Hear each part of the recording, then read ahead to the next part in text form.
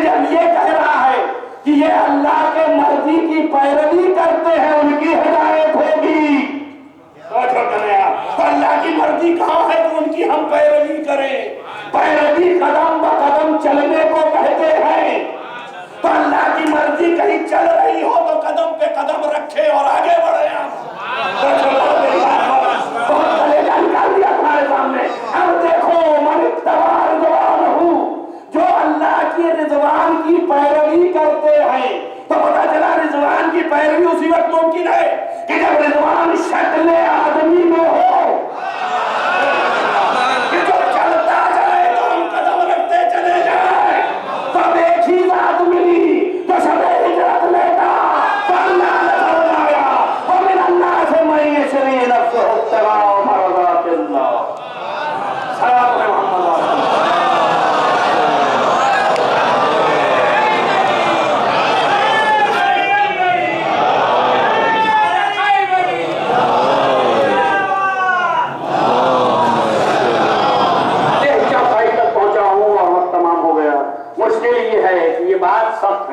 مشکل ہیں، ان کے بیان کرنے میں ہم یہ ڈھونڈتے رہتے ہیں آج تک پہنچی بات کی نہیں پہنچی، لہذا یہاں تک آئی بات یہاں اللہ بہی، اللہ اس کے ذریعے سے، اس نور کے ذریعے سے، نور محمد کے ذریعے سے ہدایت کرتا ہے۔ کن کی ہدایت کرتا ہے؟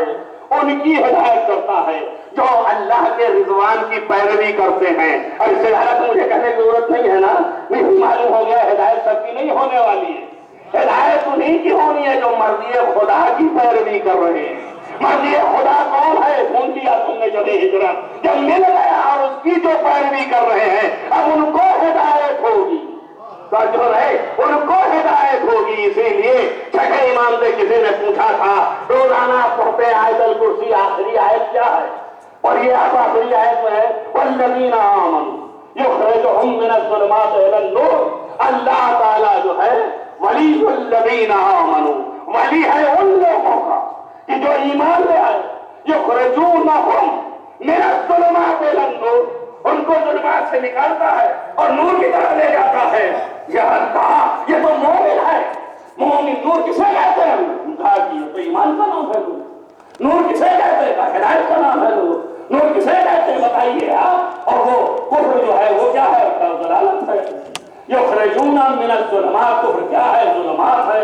آپ جب جتنی تفسیریں اٹھا کے دیکھیے سب لکھیں گے یعنی گمراہی سے نکالتا ہے، یعنی کفر سے نکالتا ہے، اور پھر اس کے بعد نور کی طرف لے جاتا ہے، ایمان کی طرف لے جا رہا ہے۔ کس کو لے جا رہا ہے؟ تو ایماندار۔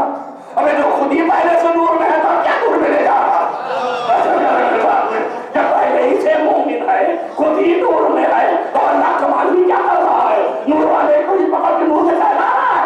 تو اچھا کہہ رہے ہیں یخرجہم من الظلمات الی النور۔ اللہ ولی سے وہی کہا ہے جن کو ظلمات سے نکال کے نور کی طرف لے جا رہا ہے۔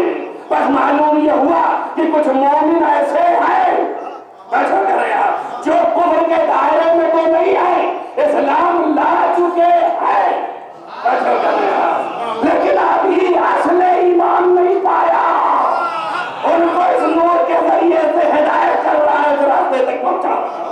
سلام محمد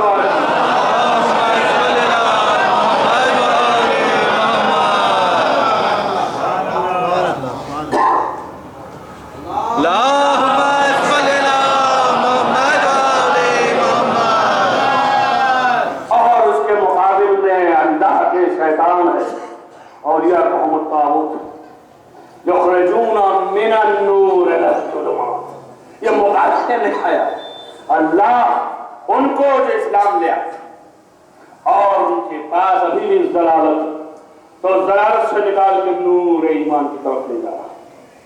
اور یہ شیطان ان کو کہ جو ایمان لے آئے، مومن ہیں مگر دوستی شیطان سے کر لی، تو ان کو وہ نکال کر کے نور سے ظلمات کی طرف لے جا رہا ہے، یعنی ایمان سے سرکا کے کفر کی طرف لے جا رہا ہے۔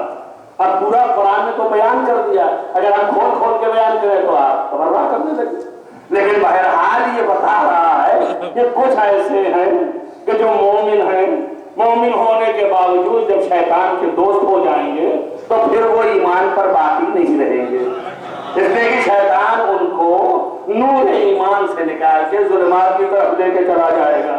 اسی کا نام ہے قرآن کے استعارے۔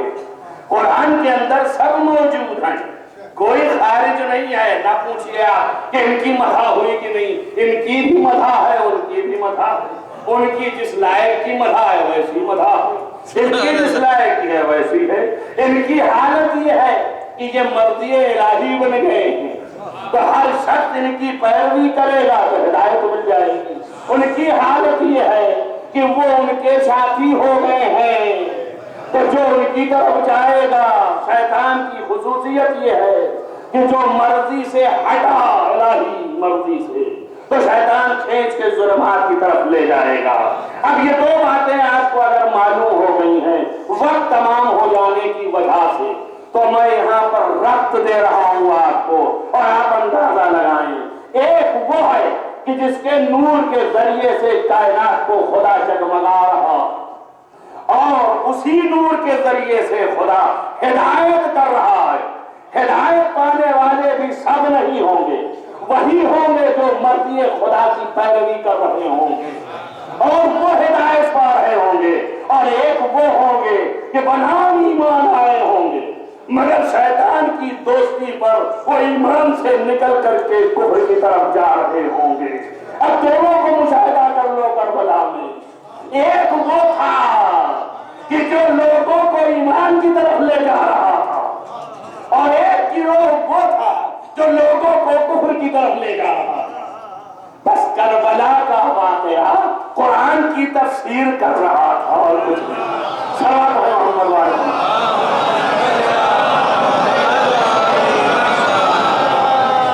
وہ بتانا چاہ رہا تھا کہ دیکھو اللہ نے جو کہا ہے اسی کے مطابق ہے۔ ایک ایسی ذات ہے، آپ دیکھیے کائنات میں، بتائیے آپ پورے واقعہ کربلا کا جائزہ لیجئے۔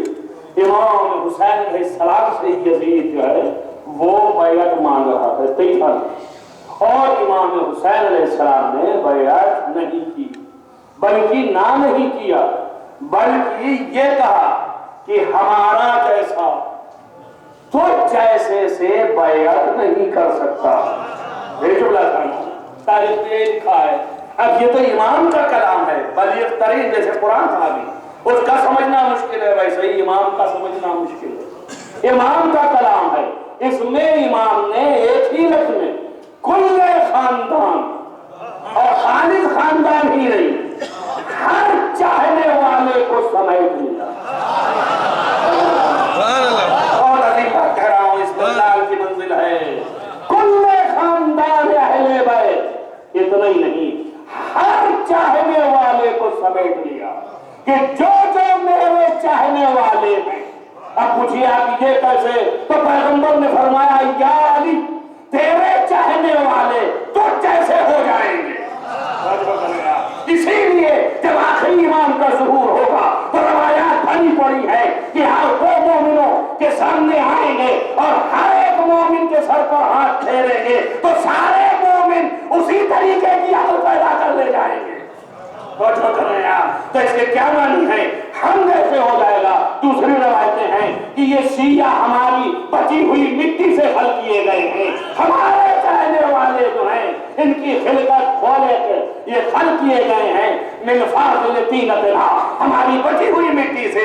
ان کی مثالیں ایسی ہیں کہ ایک شجر ہے، اس شجر کے تنے ہم ہیں، اس کی شاخ ہم ہیں، اس کے پتے یہ ہمارے چاہنے والے ہیں۔ تو امام نے فرمایا کہ دیکھو ہم جیسا جتنے ہم ہیں ہمارے اہل بیت، نہ اول نہ آخر، اور ہمارے چاہنے والے کبھی تمہاری بیعت نہیں کر سکتے۔ اگر اتنا کہتے تو پھر بھی کھوٹ رہ جاتا کہ تمہاری بیعت نہیں کر سکتے۔ بھائی تمہاری کی بات ہی نہیں کی، مثلک تم جیسوں کی بیعت نہیں کر سکتے۔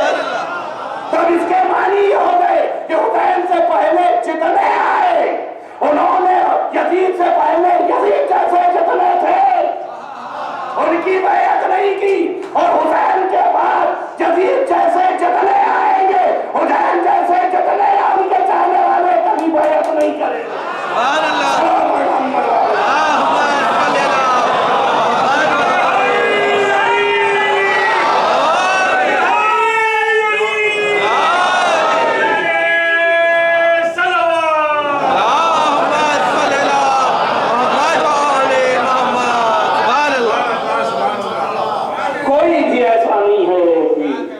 آپ دکھا سکیں بتا سکیں، آپ بتائیے زہیر ابن قین سے کیا یزید نے بیعت طلب کی تھی؟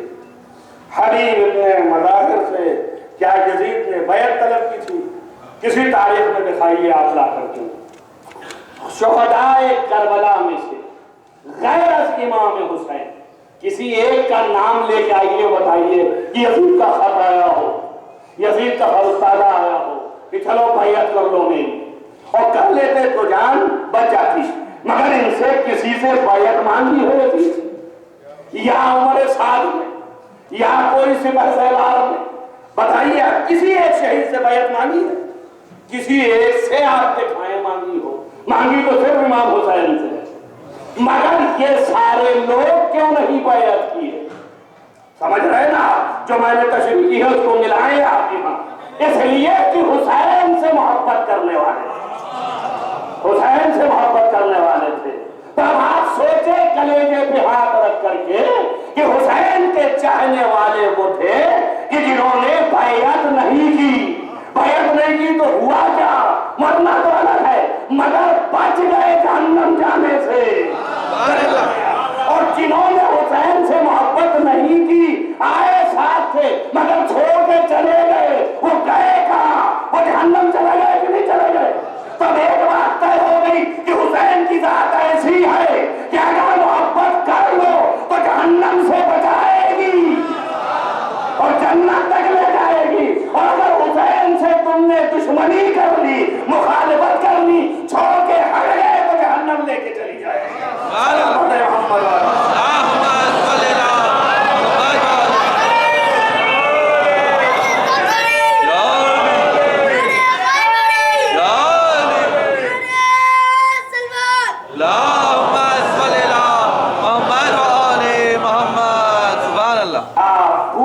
تفسیر ہے ان تمام آیات کی، میں نے عرض کیا کہ دوسرے طرز پر تھی یہ گفتگو، اس لیے اس انداز سے آگے آپ کے سامنے قرآن کی تفسیر ہے یہ واقعہ کربلا، اور علماء ایک ایک روایات واقعات پر استدلال کرتے لہٰذا دکھاتے، اور بسا اوقات میرے امام آیات کی تلاوت بھی فرمائی، اسی لیے تاکہ بات واضح ہو جائے، اور اول جملہ یہ فرما دیا کہ ہم اس لیے نہیں آئے ہیں کوئی حکومت قائم کرے، اس کے لیے نہیں آئے ہیں کہ تخت و تاج لینا ہے، اس کے لیے نہیں آئے ہیں کہ ہمیں کوئی مقام و منصب حاصل کرنا ہے، صرف اس لیے آئے ہیں کہ حق و باطل ظاہر ہو جائے، کہ باطل کیا ہے اور حق کیا ہے۔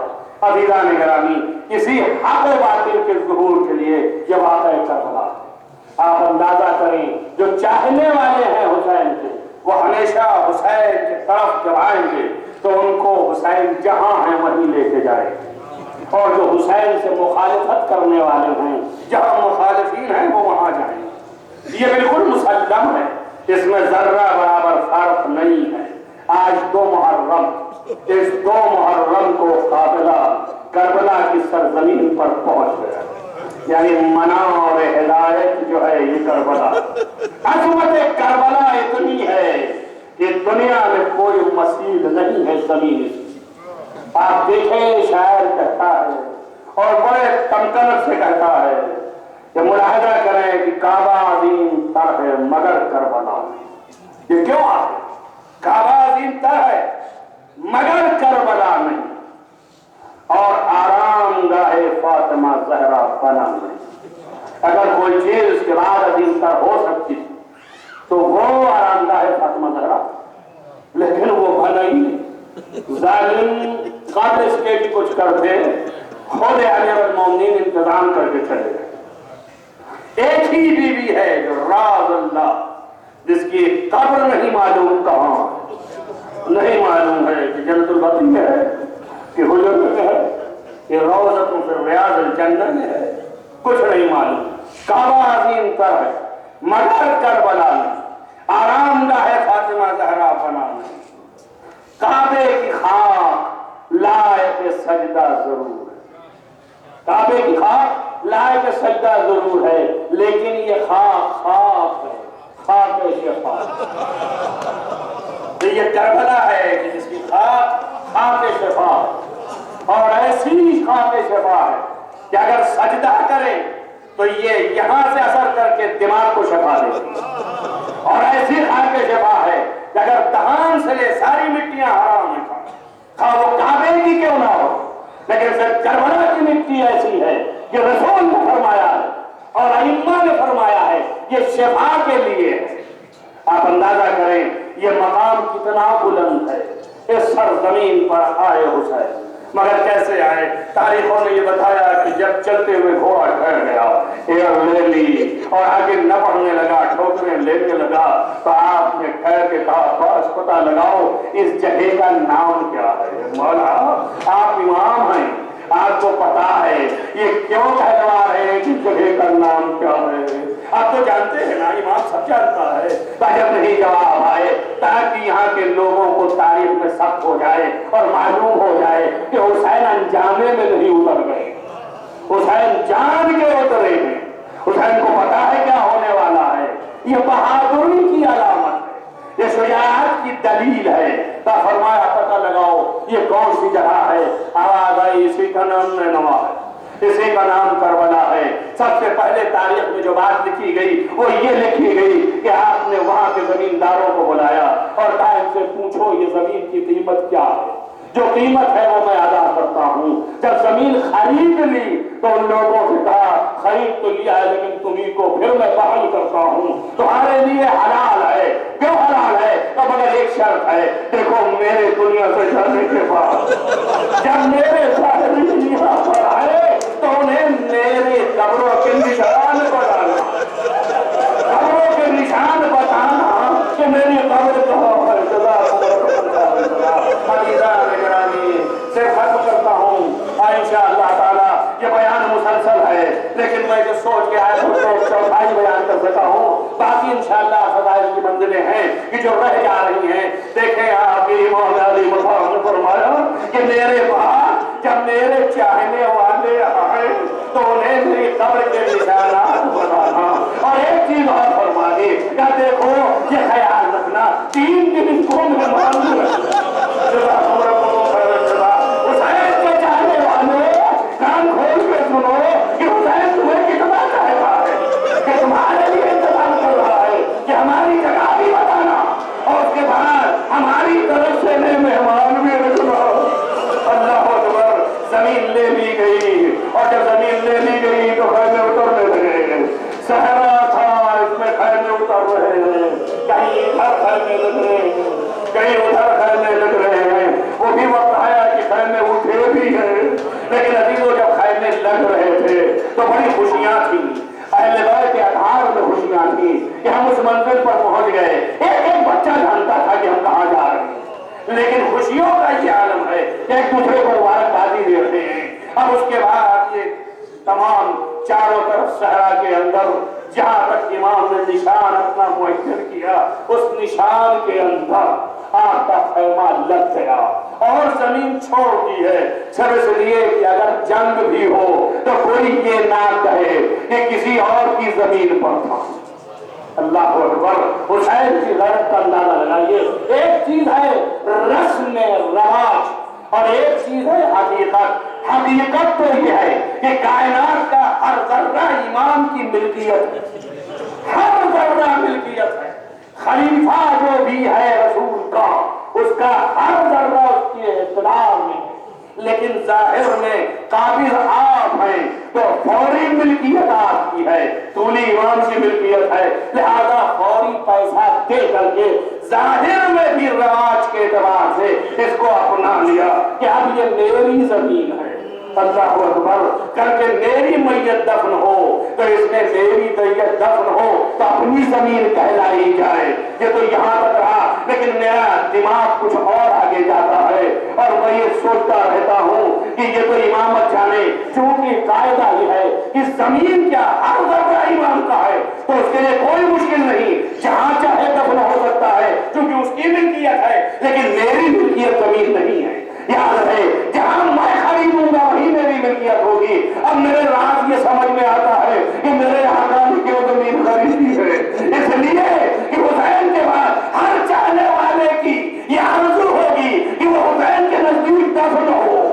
عزیزان گرامی، اور یہ 72 جو آنے والے ہیں ان کی ملکیت نہیں ہے، وہ ملکیت حسین کی ہے۔ لہذا آرزو یہ ہوگی کہ ہماری بھی میت دفن ہو، کس مسلمان کی، کس مومن کی، کس محب کی، یہ آرزو نہیں ہے۔ اس لیے ہم دعا کرتے ہیں مولانا ہم کو حسین کے نزدیک دفن ہونا نصیب ہو۔ تبھی تو ہماری زمین نصیب، اس لیے میرے امام نے زمین خریدا اور خرید کے کہا ہمیں قیامت تک کے لیے شیعہ آتے جائیں گے جو ہمارے جوار میں دفن ہوں گے۔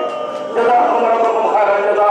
عزیزان گرامی، یہ وہ کیفیت ہے علماء نے تشریح فرمائی ہے کہ تمام مصالح موجود ہیں، بہت سی مصلحتیں ہیں، منہم ایک مصلحت یہ ہے کہ امام کتنا زیادہ حواس رکھتا ہے اور کتنا زیادہ خیال رکھتا ہے قیامت تک کے شیعوں کا۔ یہ کربلا کی زمین خرید لی، خیمے لگنے لگے، لکھا یہ ہے کہ بیچوں بیچ امام علی مقام پر خیمہ لگایا گیا، ادھر ادھر خیمے لگائے گئے، در پر حضرت عباس کا خیمہ لگایا گیا۔ عزیزان گرامی، ایک منظر یہ ہے جو آج 2 محرم کو یہ خیمہ لگ رہا ہے، وہ بھی زمین کربلا پر۔ یہ آئے کیسے؟ تو آپ پلٹ کے دیکھیں گے تو اندازہ ہوگا، یہ آئے اس طرح صحرا ہے، پیاس ہے، یہاں پر پانی نہیں ہے، دور پر پانی ہے۔ تو آپ نے فرمایا کہ اتنا نزدیک کرو کہ گھاٹ تک جا سکے، پانی لا سکے، اور پانی ختم ہو چکا ہے۔ کیوں؟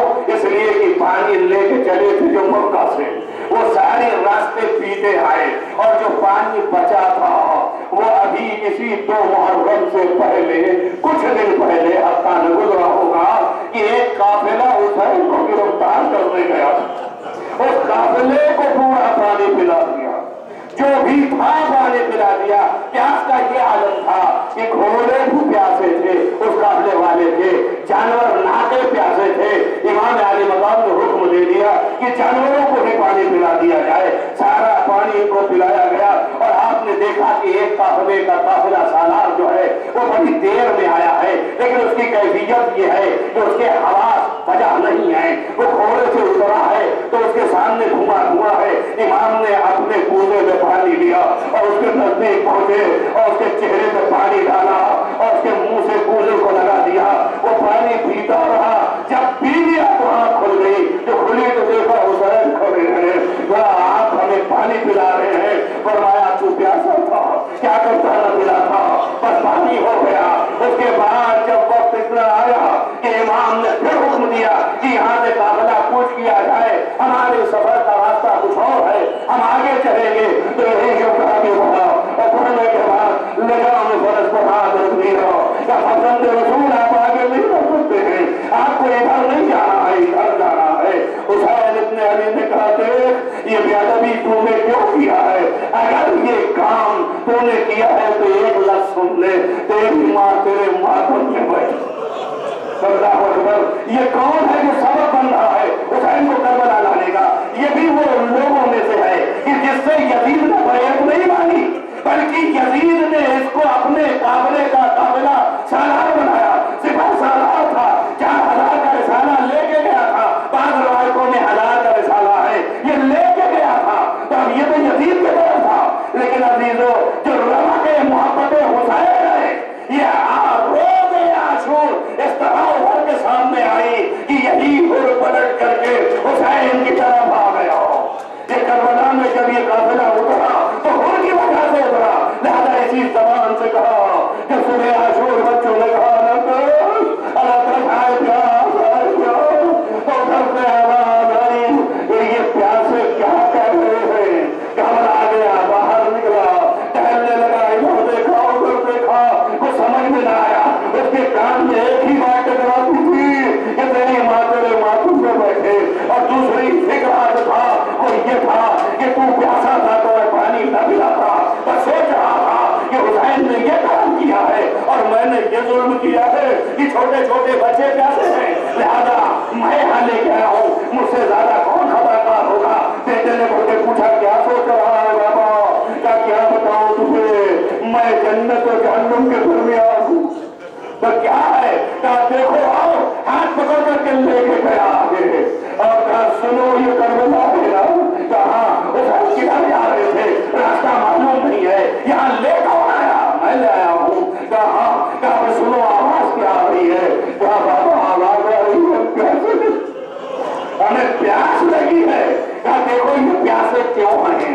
اس لیے کہ ہم لائے ہیں نا؟ کہا ہاں ہم لائے ہیں۔ کہا بتائیے کون پیاسے ہیں؟ کہا حسین کی اولاد ہے۔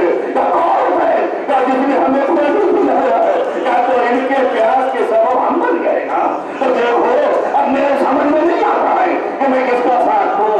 اگر میں یزید کا ساتھ دوں، ابن سعد کی طرف چلا جاؤں اور پسرے سعد کے نزدیک پہنچوں تو اس کے معنی جہنم ہے، مجھے کیا ملے گا؟ لیکن میں حسین کا ساتھ دوں تو محمد خوش ہے، زہرا خوش ہے، علی خوش ہے، عزیز و گفتگو ہے باپ بیٹے کے درمیان، لیکن لکھا ہی ہے کہ بیٹے نے چہر کے کہا تو پھر اب دیر کن بات کی ہے، چلو نکلتے ہیں، ابھی شب ہے، تاریخی ہے، صبح ہو جانے دے، پکا نمودار ہو جائے، صبح پھوٹ جائے تو ہم جائیں گے۔ جب صبح نمودار ہو گئی، نماز پڑھ لی، تو آگے چلا، بیٹا پیچھے چلا، غلام ساتھ چلا، یہ تینوں رخ کیے امام کے خیمے کے جائے۔ آج وہ جو بتا رہا ہے وہ صرف ہمیں اور آپ کو پیغام دے رہا ہے کہ حسین کی محبت اگر دل میں آ جائے تو انسان کو کہاں یہ محبت لے کے جاتی۔ لیکن بس وقت تمام ہو گیا، اس لیے 2-4 منٹ کے آپ کے آنسو نکل آئے اور اب کافی حد تک نکل چکے ہیں۔ مال مجلس تمام ہے، 2-4 منٹ صرف وقت اور لے رہا ہوں۔ معذر کہتا ہوں، غر جب چلنے لگا، گھوڑے پہ سوار ہوا، بیٹا پیچھے ہے، غلام ساتھ میں ہے، چند قدم آگے بڑھنے کے بعد ٹھہر گیا۔ پوچھا بیٹے نے کہ کیوں ٹھہر گیا بابا؟ کہا اس لیے ٹھہرا ہوں کہ میں نے بہت بڑا گناہ کیا، میں نے بہت بڑا گناہ کیا ہے، فرزند رسول کو میں لانے والا ہوں، میں بہت بڑا گنہگار ہوں، مگر کیسے جاؤں؟ چہرہ دکھانے کے قابل نہیں ہوں۔ میرے ان ہاتھوں نے حسین کی رضا کو تھام کے اس صحرا میں لے آئے ہیں، یہ ہاتھ اس قابل نہیں ہے۔ ہاتھوں کو رومال سے بندھوا دیا، چہرے پہ رضا ڈال لی اور ڈالنے کے بعد چلا۔ بیٹے سے کہا مجھے بتاتے جانا، ابھی چند قدم آگے بڑھا، آواز آئی اللہ اکبر۔ پوچھا کیا ہے؟ کہا بابا حسین کے اصحاب نکلے ہیں، ابھی ابن مظاہر آ رہے ہیں، یہ اوسجا آ رہے ہیں، مسلم ابن اوسجا، یہ ظاہر ابن عقائل ہیں، کہا یہ سارے پورے کے میرے ساتھی آ رہے ہیں۔ کہا ہاں، چند قدم اور آگے بڑھا، ایک پھر آواز آئی اللہ اکبر۔ کہا کیا دیکھا؟ کہا بابا عباس بن حسین کے سپاہیوں کا سردار عباس اور حسین کا جوان بیٹا علی اکبر ہے، یہ حسین کا بھتیجا ہے۔ کوئی جملہ سننا تھا، چہرہ بند کیا ہے اور آگے بڑھا، جیسے ہی آگے بڑھا پھر کہا اللہ اکبر۔ کام کیا ہو گیا؟ کہا حسین کھلا ہے، گھوڑے سے گر پڑا، بچے نے سنبھالا، جیسے حسین نزدیک ہوئے چہرے پہ گر پڑا، کہا اے کریم جانے، اے گنہگار سے گناہ معاف ہو سکتا ہے۔ حسین نے اٹھایا، اٹھا کے اپنے برابر سے کیا، کہ میں نے بھی آزاد کیا،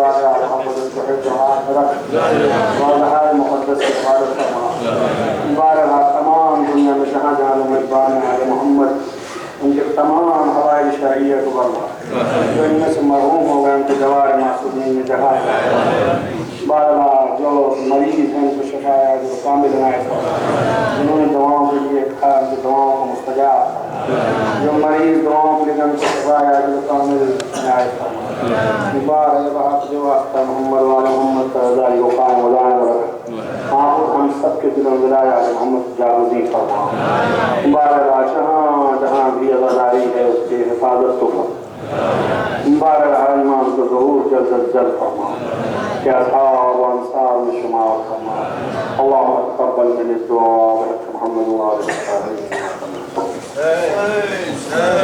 آل